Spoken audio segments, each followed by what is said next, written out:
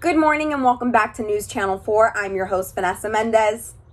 And I'm Danielle Cooper. And we're here to talk about the accuracy of eyewitness memory for persons encountered during exposure to highly intense stress. In a 2004 study, Charles A. Morgan III and a team of International Journal of Law and Psychiatry put eyewitness memory to the test, observing the impact of stress intensity, various identification methods, and visual cues. But first, let's go ahead and see what Fort Pierce thinks about the accuracy of eyewitness in stressful conditions. Mike? All right, and we are here in suburban PSL. We're speaking to Mallory Wixon. Mallory, how are you today? I'm doing fine. Okay, so we have a few questions for you regarding memory and the reliability of events based on memory. First question is, how likely are you to believe what someone tells you about something they saw? Would you believe some, most, none, or does it depend on other things? I would believe probably some, maybe most. Okay. Maybe it would depend on other things. Right. And if this person was someone you knew and trusted more, would you be more likely to believe what they were saying? Absolutely. Yeah. Okay. And we're going to move on to the second question. If you were part of a jury for a murder case, for example, and you heard eyewitness testimony of someone who claims the defendant in the court is the killer and points to him, would this be enough to convince you he was guilty? Probably not. No.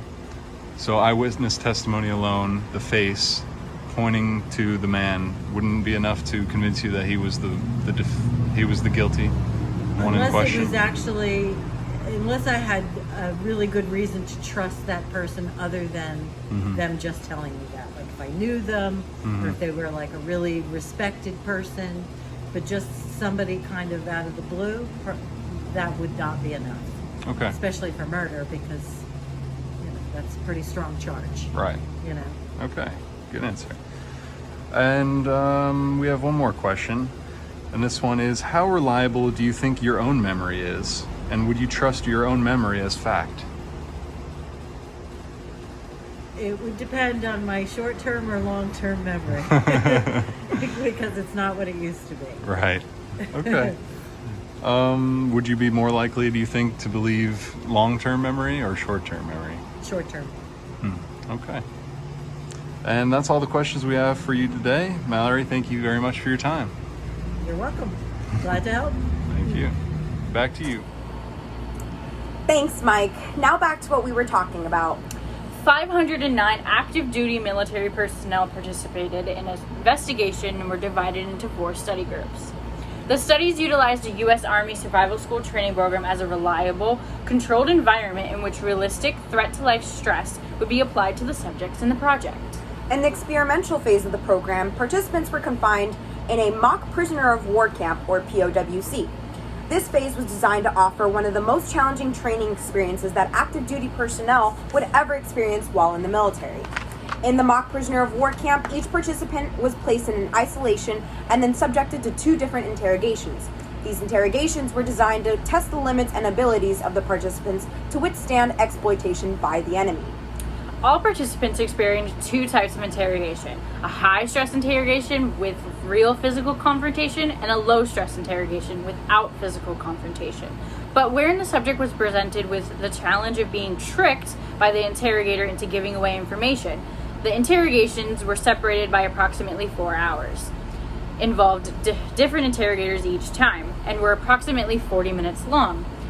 24 hours after the 2 interrogations occurred, participants were asked to identify the instructors involved in their own interrogations and the role that the instructor played. The 4 study groups were given slightly different presentations of the survival school instructors. The first study group was shown a live lineup in which 15 survival school instructors lined up in their battle dress uniforms, or BDUs, for the group to take a close look at them and identify all the instructors who interrogated them in the high and low stress interrogations. The second group of participants received 2 pages of paper with the faces of 16 survival school instructors without a live lineup, and were also asked to identify all the instructors who interrogated them. The last 2 groups were shown sequential photos of the instructors on a projector screen. These groups were divided in themselves, some participants being showed crude photos of the instructors in the enemy uniform used during the interrogation. Others were shown uncued photos of the instructors wearing the green BDUs. Study Group 3 was only asked to identify the instructor from the high-stress interrogation, while Group 4 was only asked to identify that of their low-stress interrogation. The results of this investigation show, regardless of the method of assessment, the accuracy of eyewitness recognition of the interrogator appeared to be greater from the low compared to the high-stress condition, though this was not without exceptions. Some participants were more accurate in their response to the high-stress conditions than low, but the majority had better recollection of their low-stress interrogation. Comparisons of accuracy in eyewitness responses across types of eyewitness assessment, including live lineup, photo spread, sequential photo representation, indicate that the sequential method was the more accurate method overall. Lastly, as you may have expected, the accuracy of eyewitness identification of the interrogator was increased when presented with photographs of the interrogator wearing the uniform from the time of the stress exposure, compared to those shown in the regular green military BDUs.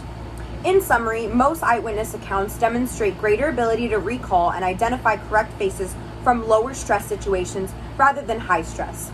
Now we're going to go back to Anthony. He is going to be talking to people from Fort Pierce and asking them about the accuracy of eyewitness in stressful conditions. Anthony?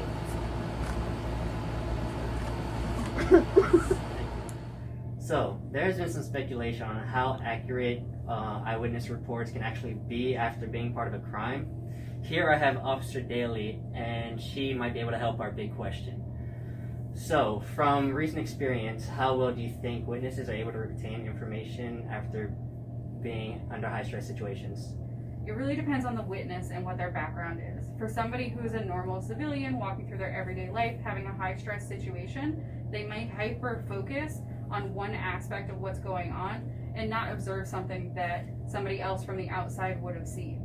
So they will focus on something that is traumatic to them, but something that is normally happening in the background or in the side, they wouldn't notice.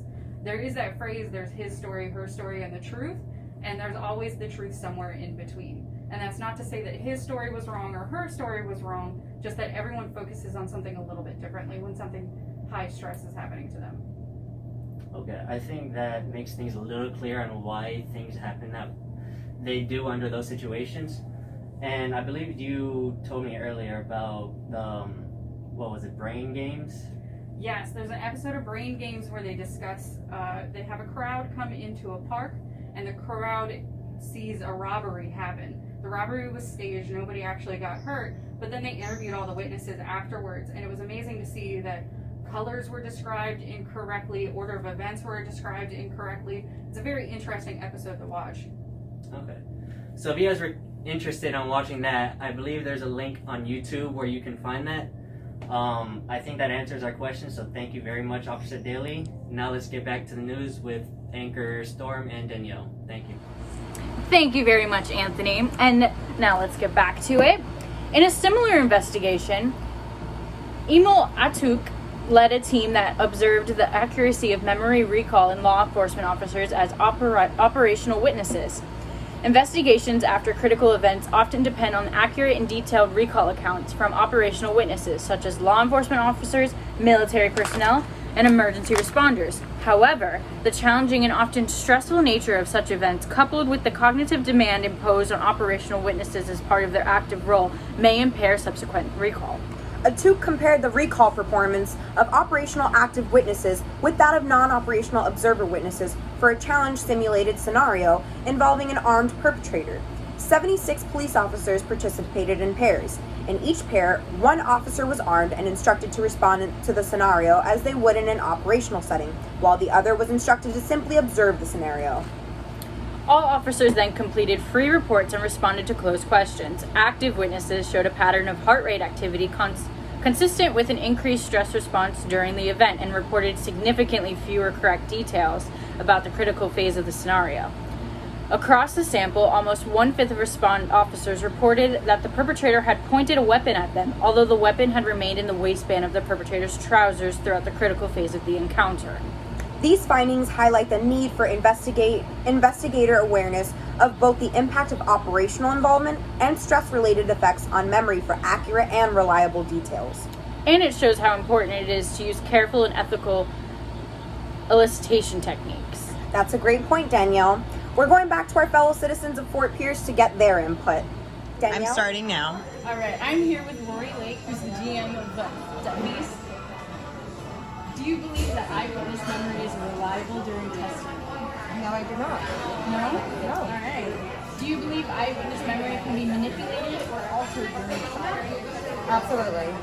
Okay, what factors do you believe could impact eyewitness memory during trial? Just somebody going through something that's traumatic or something they're not an experience that they're not used to. I feel they tend to steer away from the truth. Somebody could be wearing blue in their memory and in actuality they're purple. Okay, that's good. If you were in a jury for a murder trial and the eyewitness claimed the defendant was the killer, would you believe the defendant to be guilty solely based on the eyewitness testimony? Why or why not? Absolutely not. Absolutely not. Why not? Because memory is altered every day. Absolutely not. Okay, perfect. How reliable do you think your own memory is, and would you trust your memory as a fact? Actually, I have before. And honestly, sometimes your memory, especially things in the past, if time has passed, change.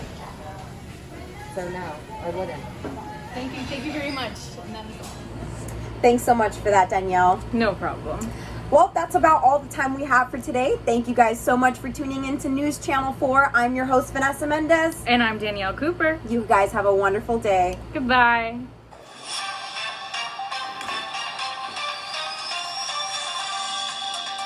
Witness memory.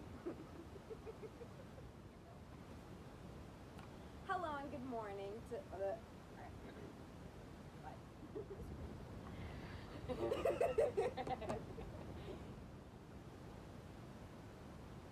Thanks.